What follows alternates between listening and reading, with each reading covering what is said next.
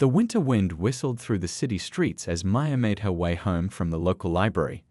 At 16, she'd been volunteering there for almost a year now, helping younger kids discover the same joy in reading that she'd found as a child. The evening sky was already dark, and the temperature had dropped so low that her breath came out in little white puffs.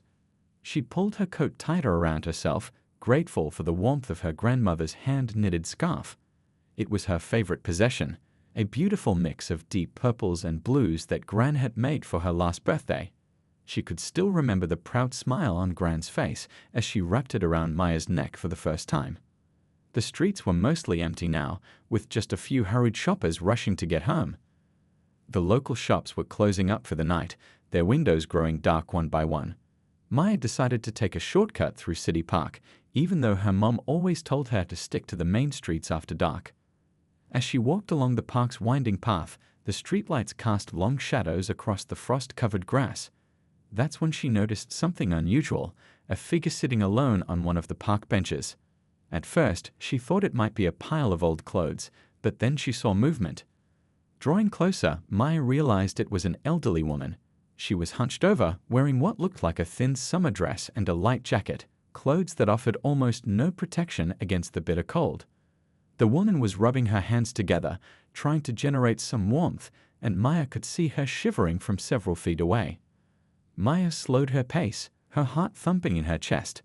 She could hear her mother's voice in her head, "Don't talk to strangers, especially after dark." But something about this woman's situation didn't feel right. Nobody should be out in this weather dressed so lightly, and the woman looked so lost. The elderly woman must have heard Maya's footsteps because she looked up. Their eyes met, and Maya saw something in them that made her stop completely, a mix of fear, confusion, and desperate loneliness that tugged at her heart. The woman quickly looked away, as if embarrassed to be seen in such a state. Maya stood there for a moment, having an internal debate with herself. The woman hadn't asked for help, she hadn't even spoken. Maybe she wanted to be left alone. But then Maya remembered something her grandmother always said: sometimes the people who need help the most are the ones who find it hardest to ask. Making up her mind, Maya took a few steps closer to the bench. "Excuse me," she said softly, trying not to startle the woman. "Are you okay? It's really cold out here." The woman looked up again, and this time Maya could see that her lips were turning slightly blue from the cold. She appeared to be in her 70s, with silver-white hair and pale skin that had taken on an unhealthy grayish tinge in the cold.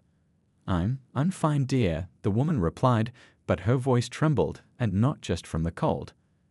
There was a confusion in her tone that made Maya even more concerned. "I'm just resting for a moment." Maya glanced around the empty park. The temperature was still dropping, and the forecast had predicted it might snow later. She couldn't just walk away, not when she had a warm scarf around her neck while this woman was freezing. Without hesitation, Maya began unwrapping her beloved scarf. As she did, she caught the familiar scent of her grandmother's perfume that still lingered in the wall, and she knew she was making the right choice. Her gran would be proud of her for this. The woman watched Maya's movements with confusion, and when Maya held out the scarf, she shook her head. "Oh no, I couldn't possibly." "Please," Maya insisted gently, already stepping forward to wrap it around the woman's shoulders. "My grandmother made this scarf, and she always says that warm clothes are meant to be shared with those who need them most."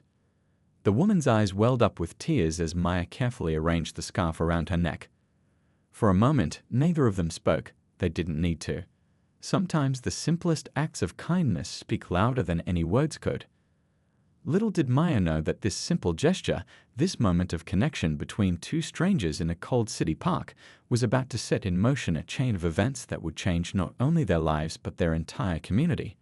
But for now, she was just a teenage girl, making sure an elderly woman wouldn't freeze on a cold winter night. The park bench creaked as Maya sat down beside the elderly woman, keeping a respectful distance but close enough to share some warmth.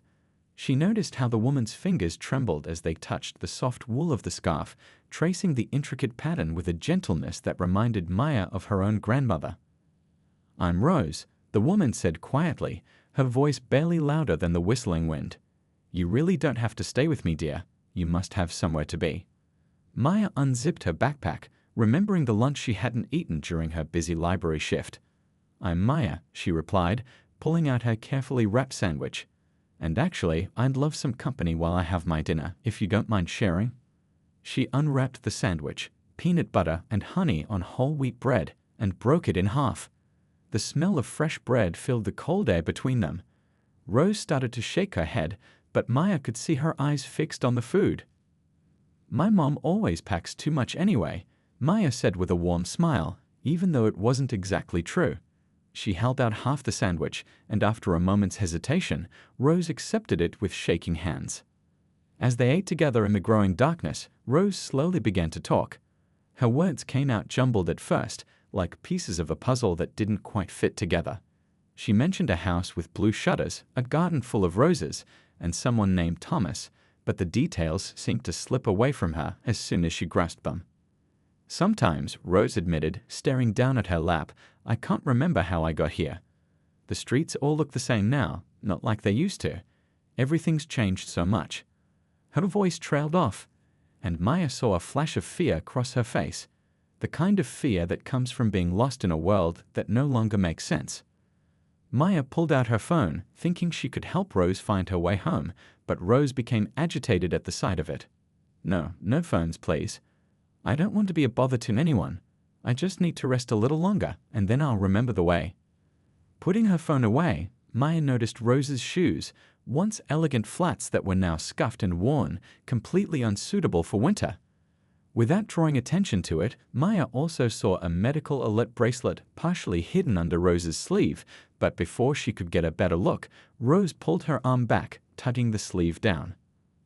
They sat together for a while longer, Maya sharing stories about her volunteer work at the library and the funny things the little kids would say during story time. Rose smiled at these tales, occasionally adding her own memories of reading to someone named Tommy when he was small, though she seemed confused about whether this happened recently or long ago. The wind picked up, carrying the first few snowflakes of the evening. Maya knew she needed to get home. Her parents would be worried sick if she was too late, but she couldn't bear the thought of leaving Rose alone in the growing storm. "Rose," Maya said gently, "please let me help you find somewhere warm to stay tonight. There's a shelter just a few blocks from here." But Rose was already shaking her head, that same confused fear returning to her eyes. No, I have a home. I just can't quite remember where it is right now. But I will. I'd always do, eventually." Maya felt tears pricking at her eyes, but she blinked them back. She couldn't force Rose to accept help she didn't want, but she could make sure she stayed warm. Reaching into her backpack one last time, Maya pulled out her spare pair of wool socks, the ones she kept for after-school basketball practice. "At least take these," she insisted, pressing them into Rose's cold hands. "And keep the scarf. My gran would want you to have it." Maya pointed to the small tag sewn into the corner of the scarf. "See? She even put our family name there. She says it's so her love can always find its way home." Rose touched the tag with trembling fingers, tracing the embroidered letters. For a moment, her eyes cleared, and she looked directly at Maya. "You're a good girl," she said softly. "Just like someone I used to know." "I think it's all so foggy now." Maya stood up slowly, her heart heavy. "Promise me you'll try to find somewhere warm tonight?" she asked, knowing even as she said it that Rose might not remember the promise in 5 minutes. Rose nodded, pulling the scarf tighter around her shoulders. As Maya reluctantly walked away, she turned back several times to check on Rose, who sat perfectly still on the bench, looking like a forgotten queen in her purple and blue scarf. That night, as Maya lay in her warm bed, she couldn't stop thinking about Rose. She hoped the scarf would keep her warm enough, hoped she would find her way home, hoped she wasn't as alone in the world as she seemed. Little did Maya know that her simple act of kindness had already set wheels in motion that would bring answers to all these questions, and more, by tomorrow afternoon. Maya had just finished her homework the next afternoon when the doorbell rang. She was curled up on the living room couch, still thinking about Rose and wondering if she'd found somewhere warm to spend the night. The sound of heavy boots on the front porch made her look up from her textbook. Through the window, she caught a glimpse of 2 police officers standing at the door. Her heart jumped into her throat. In their neighborhood, police visits rarely meant good news. Her mom, who had been cooking in the kitchen, wiped her hands on her apron and hurried to answer the door, her face tight with concern. "Good afternoon, ma'am," the first officer said. He was an older man with kind eyes and gray hair at his temples. "I'm Officer Chen, and this is Officer Rodriguez. We're looking for someone named Maya. We understand she lives at this address." Maya's dad appeared from his home office, standing protectively behind her mom. "Is there a problem?" he asked, his voice steady but worried. Maya felt her stomach twist into knots as she stood up from the couch. "No problem at all, sir," Officer Rodriguez replied with a warm smile that seemed to lighten the tense atmosphere. She was younger than her partner, with laugh lines around her eyes. "Actually, we're here because of something wonderful your daughter did yesterday." Maya stepped forward, her mind racing. "Is this about Rose?" she asked quickly. "The lady from the park? Is she okay?" Both officers' faces lit up. "So you are Maya," Officer Chen said. "Yes, this is about the elderly woman you helped last night. May we come in? We have quite a story to tell you." Maya's parents exchanged glances before stepping aside to let the officers in. They all settled in the living room, Maya perched nervously on the edge of the couch between her parents while the officers sat in the armchairs across from them. "First of all," Officer Rodriguez began, "we want you to know that what you did last night probably saved a life. The temperature dropped to well below freezing, and if you hadn't given her that scarf and those socks." Maya felt her mom's hand slip into hers and squeeze gently. Her dad placed a protective arm around her shoulders. Officer Chen leaned forward, his eyes twinkling. "But here's where the story gets interesting. You see, the woman you helped isn't just any homeless person. Her name is Rose Wilson, and she's been missing for over 3 months. Her family has been searching for her desperately." Maya's eyes widened. Missing. But she talked about having a home, and someone named Thomas. Officer Rodriguez nodded. "Her son. He's been putting up missing person posters all over the city since September.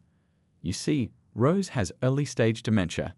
She wandered away from her nursing home one afternoon and couldn't find her way back. This morning," Officer Chen continued, "one of our patrol officers found her still sitting on that park bench. She was wearing your grandmother's scarf." He pulled out his notepad. The officer almost passed by, but then he noticed she seemed confused. When he approached her, he saw the name tag sewn into the scarf. Maya's mom gasped softly. "My mother always insists on sewing those tags into everything she knits," she explained, "with our family name and phone number." Officer Rodriguez smiled. "Well, that little tag turned out to be the key to everything. When the officer ran the name through our database, it connected to your address. But more importantly, it helped us identify Rose because her son had filed such a detailed missing person report. Right now," Officer Chen added, "Rose is at the hospital being checked over. She's going to be fine, thanks to you, Maya. The doctors said she was cold and a bit dehydrated, but your scarf and socks helped prevent any serious harm from the freezing temperature." Maya felt tears welling up in her eyes. So she really does have a family. She's not alone. "Far from it," Officer Rodriguez said softly. "Her son Thomas hasn't stopped searching for her since the day she disappeared. He's been putting up new posters every week, working with us to follow every lead, never giving up hope of finding her. And now," Officer Chen added, "he'd very much like to meet you. He wants to thank you in person for helping his mother when she needed it most." Maya looked at her parents questioningly. Her dad squeezed her shoulder gently. "We're so proud of you, sweetheart," he said, his voice thick with emotion. "You did exactly the right thing." "Even though I talked to a stranger?" Maya asked in a small voice. "Even though I gave away Gran's scarf?" Her mom wiped away a tear. "Sometimes being kind is more important than being careful." "And your Gran?" She smiled. "She's going to be over the moon when she hears this story. You know how she always says her knitting is made with love? Well, this time it helped that love find its way home." The officers stayed a little longer, arranging a time for Maya and her parents to meet Thomas Wilson at the police station the next day. As they were leaving, Officer Rodriguez turned back. "You know, Maya, in our line of work, we see a lot of sad things, but sometimes we get to be part of stories like this, stories that remind us there's still plenty of good in the world. Thank you for being part of that good." Maya watched from the window as the police car pulled away, her mind spinning with everything she'd learned. Rose wasn't homeless after all. She was lost, confused, and searching for a home she couldn't quite remember. And now, thanks to a simple act of kindness and her grandmother's habit of labeling everything she made, Rose would finally find her way back to where she belonged. That evening, Maya couldn't focus on anything. She sat at the dinner table, pushing her food around her plate, while her mind kept drifting back to Rose. Her mom had called Gran right after the police left, and now the whole family was buzzing with excitement about tomorrow's meeting at the police station. "You know what's amazing?" her dad said, passing Maya the bowl of mashed potatoes she hadn't asked for. "Your Gran's habit of putting name tags in everything used to drive your mom crazy. Remember how you'd complain about it itching when you were little?" Maya smiled, remembering how she used to turn her scarves inside out to avoid the scratchy tag. "I guess sometimes the most annoying things turn out to be the most important," she said softly. Later that night, Maya couldn't sleep. She kept checking her phone, reading news articles about missing elderly people and learning about dementia. Around midnight, her mom knocked gently on her door. "Can't sleep?" she asked, sitting on the edge of Maya's bed. "Want to talk about it?" Maya sat up, hugging her knees to her chest. "I keep thinking about how scared Rose must have been all these months. How did she survive on the streets for so long? And why didn't anyone find her before?" Her mom stroked her hair gently. Sometimes people who are confused can be very good at seeming normal for short periods. They might avoid asking for help because they're frightened or don't realize they need it. That's what makes your kindness even more special. You saw past that and helped anyway. The next morning, Maya's hands trembled as she got ready to go to the police station. Her mom helped her pick out a nice outfit, not too formal, but neat and tidy. As they drove downtown, Maya's stomach was doing flips. The police station was busy when they arrived, but Officer Rodriguez was waiting for them in the lobby. She led them to a small conference room where Officer Chen was already sitting with a tall man in an expensive suit who looked like he hadn't slept in days. "Maya," Officer Chen said warmly, "this is Thomas Wilson, Rose's son." Thomas stood up so quickly he almost knocked over his chair. His eyes were red-rimmed, and despite his fancy clothes, he looked somehow rumpled, like someone who'd been carrying a heavy weight for a very long time. "You're Maya?" he asked, his voice cracking slightly. "The girl who helped my mother?"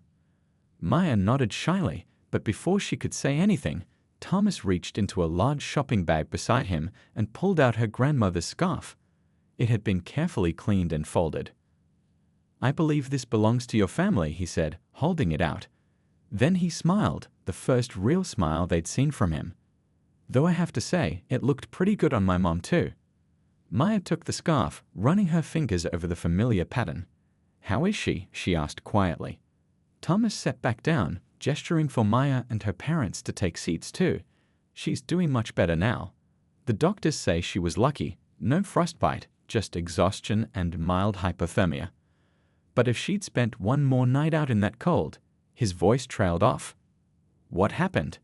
Maya's dad asked gently. "How did she end up alone in the park?" Thomas ran a hand through his graying hair. "After my dad passed away last summer, Mom started getting confused more often. We tried having her live with me, but I work long hours, and she needs more care than I could provide. The nursing home seemed like the best option, but..." He paused, swallowing hard. "One afternoon she got upset, saying she needed to go home to make dinner for my dad. Before anyone realized what was happening, she'd walked out the front door. We searched everywhere," he continued. "Put up posters, hired private investigators, checked every shelter in the city. But Mom's smart, even when she's confused. She'd find places to sleep, avoid drawing attention to herself. Sometimes she'd convince kind people to help her with small things, but she'd always move on before anyone could ask too many questions." Officer Rodriguez leaned forward. "From what we can piece together, she's been moving around the city all this time, using skills from her younger days when she used to volunteer at homeless shelters.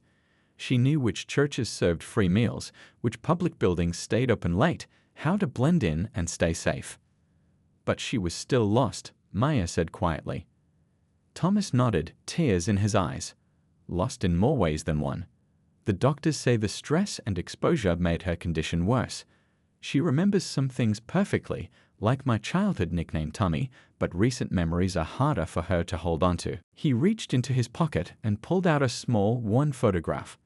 It showed a younger Rose standing in front of a beautiful house with blue shutters, her arms full of roses. This was our family home, he explained. She kept talking about going back there, but we sold it years ago when Dad got sick. In her mind, though, that's still home. Maya felt her own eyes filling with tears. She mentioned the blue shutters when we were talking. And the roses. Thomas smiled sadly. Mom loved her garden. She grew every kind of rose you can imagine. That's actually why I named my company Wilson Rose Investments, though these days, most people think it's just a fancy business name. Maya's mom gasped softly. Wilson Rose Investments. The big office building downtown with all the rooftop gardens. Thomas nodded. That's the one. Seems kind of ironic now. I spent years building this successful business, but I couldn't find my own mother when she needed me most. In the end, it took a kind teenager and a hand-knitted scarf to bring her home. The hospital hallway seemed to stretch on forever as Maya walked beside Thomas, her parents following close behind. Her heart was pounding so hard she could hear it in her ears. They'd all agreed to visit Rose together, but now that the moment was here, Maya felt nervous. What if Rose didn't remember her? Thomas stopped outside room 412, taking a deep breath. The doctors say she's having a good day today, he explained quietly. She's been asking about the kind girl with the purple scarf all morning. He smiled at Maya encouragingly. Ready? Maya nodded, clutching her grandmother's freshly cleaned scarf in her hands. As Thomas opened the door, the first thing she noticed was how different Rose looked. Gone were the thin summer dress and worn shoes. Instead, she sat propped up in bed wearing a warm hospital gown, her silver hair neatly combed, and some healthy color back in her cheeks. Rose was looking out the window at a small garden below, but when she heard the mentor, she turned. Her face lit up with recognition. Oh, she exclaimed, her eyes bright. It's you, my purple scarf angel. Maya felt tears pricking at her eyes as she stepped forward. Rose held out her arms, and without hesitation, Maya went in for a gentle hug. The older woman smelled like soap and clean sheets now, so different from the night in the park. I was so worried about you, Maya said softly, pulling back to look at Rose. I couldn't sleep thinking about you out in the cold. Rose patted the edge of her bed, inviting Maya to sit. Such a sweet girl, she said, her voice stronger than it had been that night. Tummy, isn't she just like Katie was? Thomas's eyes softened at the mention of the name. Later, he would explain to Maya that Katie had been Rose's best friend's daughter who'd passed away years ago. Sometimes the past and present mixed together in Rose's mind, but her feelings of love and gratitude were completely clear. I brought your scarf back, Maya said, holding it out. But Rose shook her head. No, dear. That scarf found its way to me when I needed it most. Just like you did. She looked at Thomas. Tummy, tell her about the gardens. Thomas pulled up chairs for Maya's parents before sitting down himself. Mom's been helping me plan something special, he explained. You see, when I built my office building, I put in those rooftop gardens because Mom always said cities need more green spaces. But they've never been quite what I imagined. Now, we're going to transform them into something more meaningful. Rose beamed proudly. Show her the pictures, Tummy. Thomas pulled out his tablet and pulled up some architectural drawings. We're creating a public garden space, he explained, showing Maya the plans.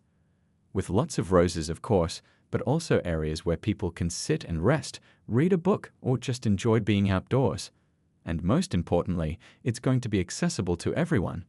The Rose Wilson Memorial Garden, Maya read from the plans. Not memorial, Rose corrected firmly. I'm not done gardening yet. Just the Rose Wilson garden will do fine. Everyone laughed, and the sound seemed to fill the sterile hospital room with warmth. But that's not all, Thomas continued. Mom and I have been talking, and we want to do more. That night in the park, it made us realize how many other people might be out there, confused and alone, trying to find their way home. Rose reached for Maya's hand. Sometimes people get lost in all sorts of ways, she said softly, not just the way I did. Sometimes they need more than just a scarf to find their way back. Maya looked at Thomas questioningly. He smiled. We're setting up a foundation, he explained. to help find missing elderly people, especially those with dementia, and to support programs that help homeless individuals get medical care and reconnect with their families. And you know what else? Rose added excitedly. Tommy's going to put benches in the garden.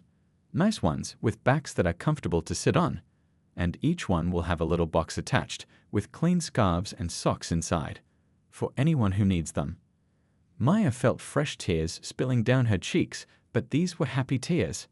Her mom put an arm around her shoulders, and her dad squeezed her hand. The doctors say Mom will need more care now, Thomas explained. But we found a wonderful new facility just 2 blocks from my office. The garden will be right there, where she can visit it whenever she wants. And he added with a twinkle in his eye, where she can supervise the rose planting personally. Someone has to make sure they do it right, Rose said firmly, and for a moment she sounded exactly like the master gardener she must have been, before confusion clouded her mind. They spent the next hour together, sharing stories and making plans. Rose had moments of confusion, sometimes mixing up past and present, but her joy and gratitude shone through consistently. She kept reaching out to touch Maya's hand, as if reassuring herself that the kind girl from the park was really there. As they were leaving, Rose called Maya back for one more hug. "You know," she whispered, "I think I was supposed to get lost that night. How else would I have found my way to exactly where I needed to be, exactly when someone like you would be there to help?" Maya hugged her back carefully, understanding that sometimes the most important journeys aren't about finding your way home, they're about finding your way to the people who need you most. The local newspaper article started small, just a few paragraphs on page 3 about a missing woman found thanks to a teenage girl's kindness and a grandmother's hand-knitted scarf. But sometimes small stories have a way of touching people's hearts in unexpected ways. By the next morning, the story had spread across social media. People shared it with comments like, "This restored my faith in humanity, and we need more stories like this." Local TV stations started calling Maya's house, asking for interviews. Her parents carefully screened the requests, protective of their daughter's privacy, but agreed to one interview with a reporter they trusted. The reporter, Mrs. Chen, came to their house on a sunny afternoon. She wasn't interested in creating a sensational story. She wanted to understand what had made Maya stop that night when so many others had walked past. "I just couldn't leave her there," Maya explained simply, sitting in their living room with her parents nearby. "It was so cold, and she looked so lost. I kept thinking about my own grandmother, you know." The story aired that evening, but it wasn't just about Maya and Rose. Mrs. Chen had done some research and included statistics about missing elderly people, especially those with dementia. She talked about the challenges families face in caring for aging relatives and how communities could help. That's when something remarkable started happening. The day after the interview aired, Thomas Wilson's office received over 100 calls. Some were from families looking for missing loved ones. Others were from people wanting to help. Business owners offered empty spaces for temporary shelters. Retired nurses volunteered their time. Knitting groups across the city pledged to make scarves and socks for the homeless. Maya's grandmother's knitting circle took it one step further. They started adding name tags to everything they made, not just with their names, but with messages of hope. "You are not alone, and someone cares about you." The idea caught on, and soon knitting groups everywhere were doing the same. At Maya's high school, things were changing too. Her story inspired the student council to start a new project. They set up collection boxes for warm clothes and worked with local shelters to make sure the items got to people who needed them most. But more importantly, they started learning about elderly care and dementia. "It's not just about giving things," Maya explained to her classmates during a school assembly. "It's about understanding why people need help in the first place. Sometimes the person who looks homeless might actually be lost. Sometimes the person who seems confused might be someone's missing mother or father." The school counselor started a program teaching students how to recognize signs that elderly people might need assistance. They learned about dementia, about how to approach someone who seems confused, and about the importance of involving proper authorities who could help. One day, Maya arrived at school to find a surprise. The student art club had painted a mural on the cafeteria wall. It showed a purple and blue scarf floating on the wind, connecting different people helping each other. Underneath they'd written, "Kindness finds its way home." Thomas Wilson kept his promise about the garden. As winter turned to spring, the rooftop of his office building transformed. Rose supervised the planting from her wheelchair, teaching the gardeners exactly how deep to plant each rose bush. The benches arrived, each with its weatherproof box containing clean scarves and socks. But Thomas went even further. He worked with city officials to identify other empty rooftops that could become gardens. Other business owners, inspired by the idea, started offering their rooftops too.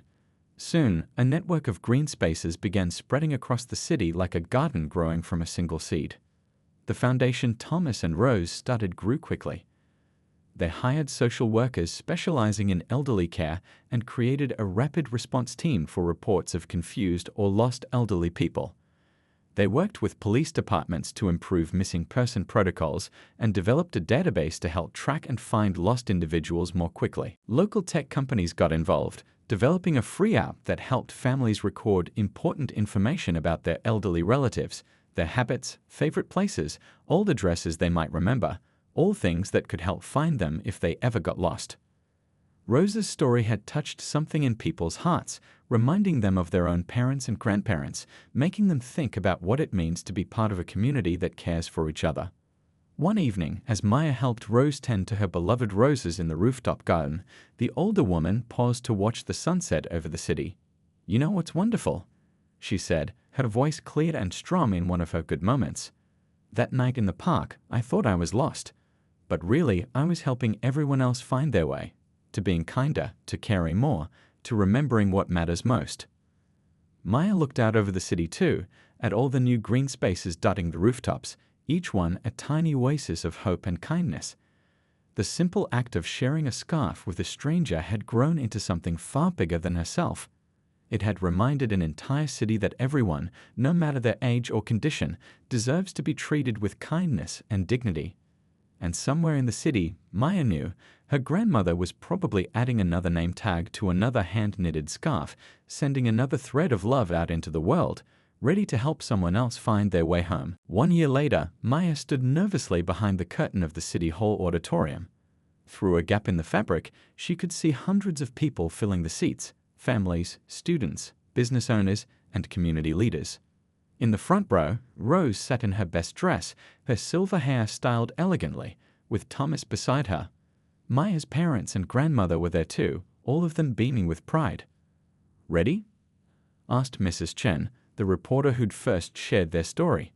She'd become a good friend over the past year, continuing to cover the growing impact of the Wilson Johnson Foundation for Homeless Outreach. Maya smoothed down her dress and touched the purple and blue scarf around her neck, a new one her grandmother had made to match the original. This one had a special tag that read, "Every act of kindness is a thread that connects us all." The mayor stepped up to the podium, her voice filling the auditorium. 1 year ago, a single act of kindness on a cold winter night changed our city forever. Today, we're here to celebrate not just that one act, but the thousands of acts of kindness it inspired. The lights dimmed and a video began playing on the large screen. It showed the transformation of their city over the past year. The network of rooftop gardens, now blooming with roses and other flowers, the emergency response teams helping confused elderly people find their way home, the boxes on benches filled with warm clothes for anyone in need. But more than that, it showed the people whose lives had been touched. There was Mr. Lai, a retired teacher with early dementia, found within hours of wandering away from home thanks to the new alert system. There was Mrs. Patterson, reunited with her family after 3 weeks on the streets. There was the high school knitting club, making scarves with tracking devices subtly woven into the patterns. The video ended with Rose, lucid and smiling in her garden, saying, "Sometimes the best way to find yourself is to help someone else find their way home." Maya stepped onto the stage as the applause faded. Her hands trembled slightly as she adjusted the microphone, but when she looked out at the audience, she saw only friendly faces, people who had become part of this amazing journey. "A year ago," she began, "I was just a girl with a scarf on a cold night. I didn't know that giving it away would change everything. But that's the thing about kindness, you never really know how far it will reach." She went on to share the numbers. 53 missing elderly people found and returned to their families. Over 2,000 warm clothing items distributed through the bench boxes. 15 new rooftop gardens opened across the city. But more importantly, she talked about how the city itself had changed. Now, when people see someone who seems lost or confused, they don't just walk by. They stop. They ask if help is needed. They remember that every confused elderly person is someone's parent, someone's grandparent, someone who deserves to find their way home. The foundation had grown beyond anything they'd imagined. What started as a local initiative had spread to neighboring cities. Other communities were adopting their programs, creating their own networks of gardens and support systems. Thomas stepped up to join Maya at the podium. "Today, we're announcing the next phase," he said. "The Wilson Johnson Foundation is partnering with 5 major cities to implement similar programs. But more than that, we're creating a nationwide database to help find missing elderly people and connect them with resources." Rose made her way to the stage too, walking slowly but steadily. "And the gardens," she added with a bright smile. "Don't forget about the gardens, Tommy." Thomas laughed. "How could I?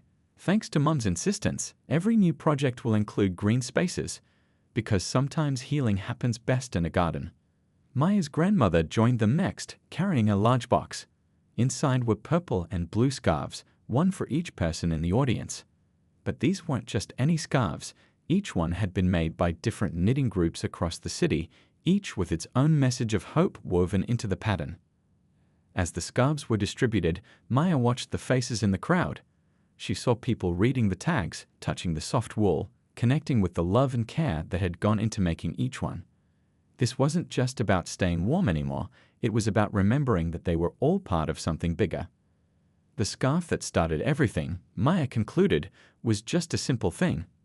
Purple and blue wool knitted with love, with a tiny name tag sewn in the corner. But it taught us all something important.